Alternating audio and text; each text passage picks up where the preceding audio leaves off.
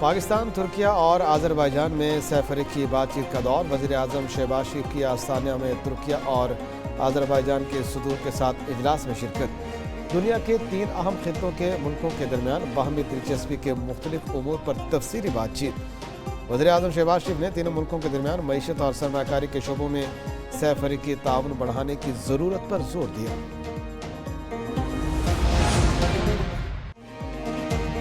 وزیر اعظم شہباز شریف اور روس کے صدر پیوٹن کی ملاقات۔ آستانہ میں ملاقات شنگھائی تعاون تنظیم اجلاس کے موقع پر ہوئی۔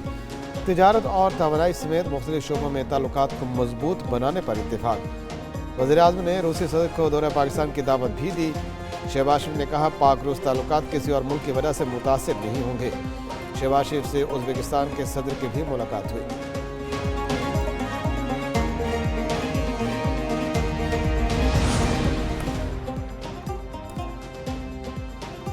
پاک بحریہ کا زمین سے فضا میں مار کرنے والے میزائلوں کا کامیاب تجربہ۔ آئی ایس پی آر کے مطابق ground based air defence system نے FN-6 میزائل فائر کرنے کا مظاہرہ کیا۔ کمانڈر کوسٹ وائس ایڈمرل راجہ رام نواز تقریب کے مہمان خصوصی تھے۔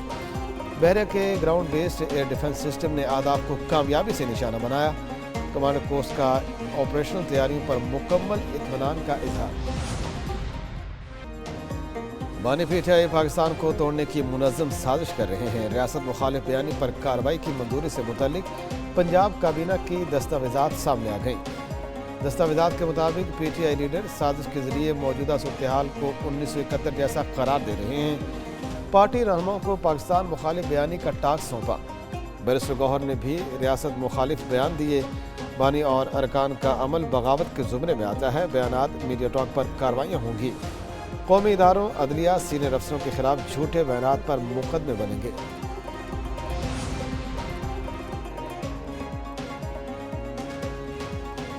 بانی پی ٹی آئی کے حوالے سے اقوام متحدہ کے ورکنگ گروپ کی رپورٹ پر سیکرٹری جنرل اقوام متحدہ کا رد عمل سامنے آ گیا۔ اینٹونیو گوترس کے ترجمان کہتے ہیں، وہ ایک آزاد پینل کی سفارشات تھی۔ ہم بانی پی ٹی آئی کے حوالے سے معاملات اور صورتحال میں مثبت تبدیلیاں چاہتے ہیں۔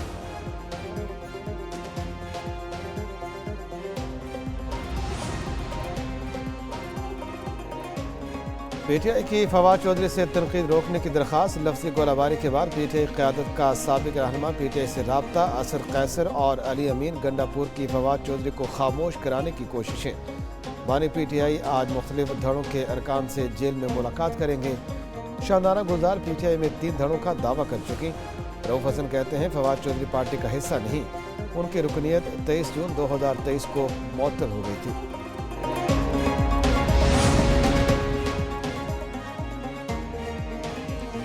بانی پی ٹی آئی سے آج جیل میں کون کون ملاقات کرے گا؟ ایک نیوز نے پتہ لگا لیا۔ آج بانی پی ٹی آئی سے ملاقات کروں گی۔ شاندانہ گلزار کی ایک نیوز سے گفتگو۔ شہریار افریدی، جنید اکبر بھی اڈیالہ جیل میں بانی سے ملاقات کریں گے۔ عمر ایوب، شبلی فراز اور رؤف حسن کو بھی ملاقات کے لیے بلا لیا گیا۔ بانی پی ٹی آئی نے پارٹی میں اختلافات پر 2 دھڑوں کو طلب کر لیا۔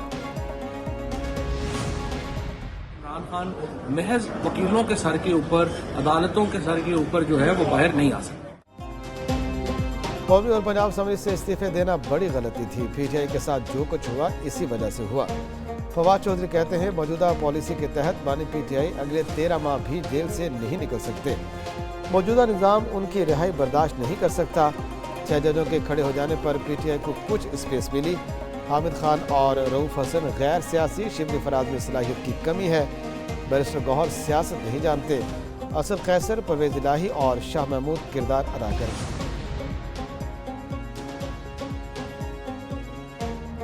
جنرل باجوہ سے ملاقات کے ثبوت نہیں دے سکتا، لیکن خواجہ آصف نے خود ان باتوں کی تصدیق کی ہے۔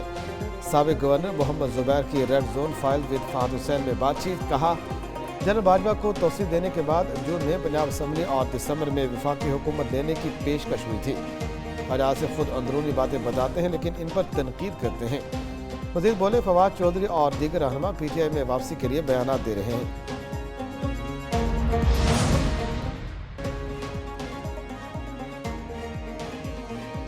وفاقی حکومت کا پاکستان اسٹیل ملز کو بند کرنے کا فیصلہ۔ سندھ گورنمنٹ اسٹیل ملز چلانے کے لیے نیا پلانٹ قائم کرے گی۔ سیکرٹری وزارت صنعت و پیداوار نے بتا دیا، کہتے ہیں پاکستان اسٹیل ملز کی 700 ایکڑ کے علاوہ زمین صنعتی مقاصد کے لیے استعمال کی جائے گی۔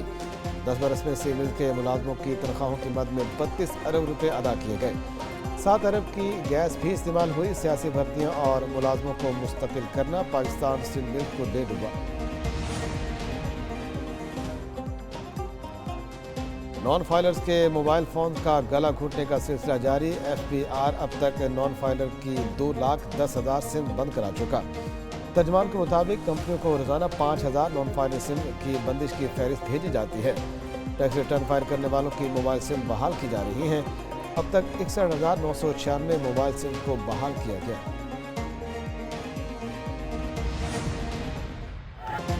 کراچی میں اساتذہ کا ملازمت پر مستقل کرنے کے لیے احتجاج، مظاہرین ریڈ زون میں داخل۔ سندھ اسمبلی جانے کی کوشش پر پولیس ٹوٹ پڑی۔ آرٹ کونسل کے قریب روک کر لاٹھی چارج اور آنسو گیس کی شیلنگ، واٹر کینن سے بھی دھلائی کر دی۔ سندھ کے مختلف اضلاع سے آئے اساتذہ میں بڑی تعداد میں خواتین بھی شامل۔ اساتذہ نے مطالبات کی منظوری کی یقین دہانی پر احتجاج ختم کیا۔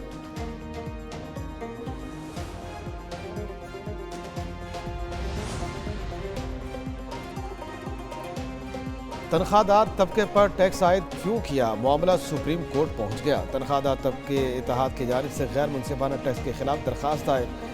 غیر منصفانہ ٹیکس کے معاملے پر از خود نوٹس لینے کی استدعا۔ درخواست میں استدعا کی گئی تنخواہ دار طبقے پر عائد غیر منصفانہ ٹیکس کے سنگین مسئلے کی طرف توجہ دی جائے۔ غیر فعال ٹیکس دہندگان اور غیر رسمی شعبوں پر ٹیکس کے نفاذ کے لیے اقدامات کیے جائیں۔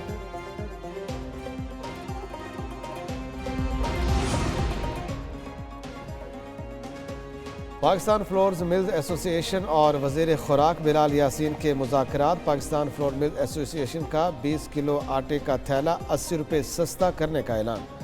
مرکزی چیئرمین پاکستان فلور ملز ایسوسی ایشن عاصم رضا کا کہنا ہے کہ اب 20 کلو آٹے کا تھیلا 1,880 روپے کے بجائے 1,800 روپے کا فروخت ہوگا۔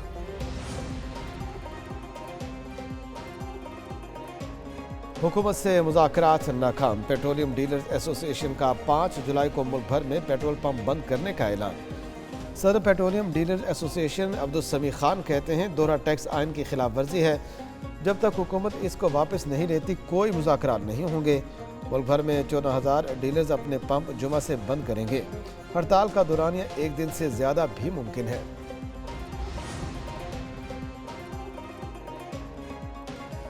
کراچی میں ہیٹ سٹروک سے کئی اموات مشکوک ہو گئی۔ عباسی شہید اسپتال میں ہیٹ سٹروک سے 23 اموات MS نے مشتبہ قرار دی تھیں۔ ڈاکٹر جاوید کہتے ہیں عباسی شہید اسپتال میں اب تک جتنی بھی اموات رپورٹ کی گئی وہ مشتبہ کہلائیں گی۔ تمام افراد کو عباسی شہید اسپتال مردہ حالت میں لایا گیا۔ انچارج ہیٹ سٹروک وارڈ کے مطابق اہل خانہ سے حاصل معلومات کے مطابق انہیں گرمی لگی۔ یقین کے ساتھ نہیں کہا جا سکتا تمام اموات ہیٹ سٹروک سے ہوئیں۔ کراچی میں جرائم کی وارداتیں نہ تھم سکی۔ کریم آباد میں نامعلوم ملزمان کی فائرنگ سے ایک شخص جان کی بازی ہار گیا۔ SSP سینٹر کا کہنا ہے واقعہ ٹارگٹ کلنگ ہے یا ڈکیتی مزاحمت پر قتل، تحقیقات جاری ہیں۔ دوسری طرف ملیر میمن گوٹ سے عرفان نامی شخص کی گلا کٹی لاش ملنے کا کیس حل ہو گیا۔ پولیس نے واقعہ میں ملوث 2 ملزمان کو گرفتار کر لیا۔ لاہور پولیس اسٹریٹ کرائم کی وارداتوں پر قابو پانے میں ناکام۔ 24 گھنٹے کے دوران مختلف جرائم کی 414 وارداتیں رپورٹ۔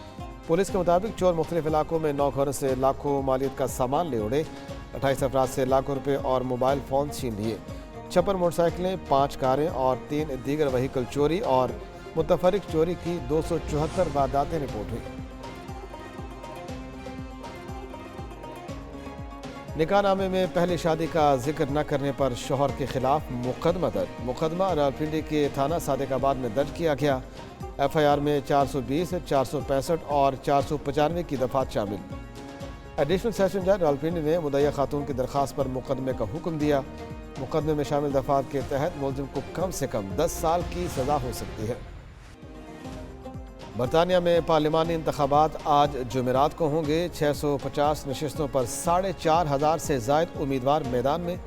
حکمران کنزرویٹو پارٹی اور لیبر پارٹی میں کڑا مقابلہ متوقع۔ پارلیمنٹ کے ایوان زیریں دارالعوام میں اکثریت حاصل کرنے کے لیے 326 نشستیں جیتنا لازم۔ برطانیہ میں پارلیمانی انتخابات قبل از وقت ہو رہے ہیں۔